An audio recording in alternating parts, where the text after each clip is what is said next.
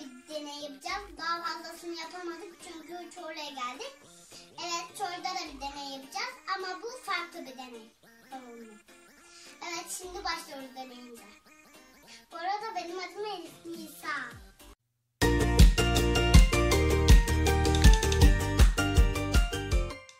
Evet.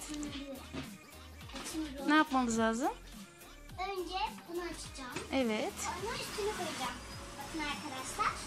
Oldu. Aa, çok güzel oldu. Yani hava gazını üflüyor. Evet. Yani yukarı atıyor balonu. Gücünü gösteriyor değil mi? Yani böyle alabiliyoruz. Nazik alıyoruz. Evet.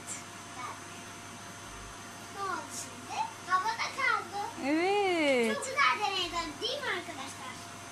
Biz bu deneyi bir başka türlü daha yapmıştık, hatırlıyor musun?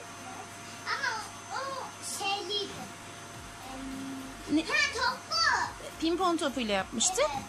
Ama bu balonlu. Bu balonlu. Bir de orada Ama bunu bana Gel Sevgi bu- teyzem kamera- aldı. Bunu bana Sevgi teyzem aldı. Pembe. Gel. Bakkaldan. gel. Bakkaldan aldı bana. Dondurma alırken. Evet. Evet. Teşekkür ediyoruz deney için. Evet. Çok güzel deney değil mi? Evet. Eminim şeyde de yapabiliriz bunu. Edirne'de de ya da Çorlu'da ya da Sırca'da. Yani her yerde yapabiliriz bu deneyi. Evet. İzlediğiniz için çok teşekkür ederim. Televizyonları kapatmamızı unutmayın. Dondurma yemeyin çünkü boğazınız ister.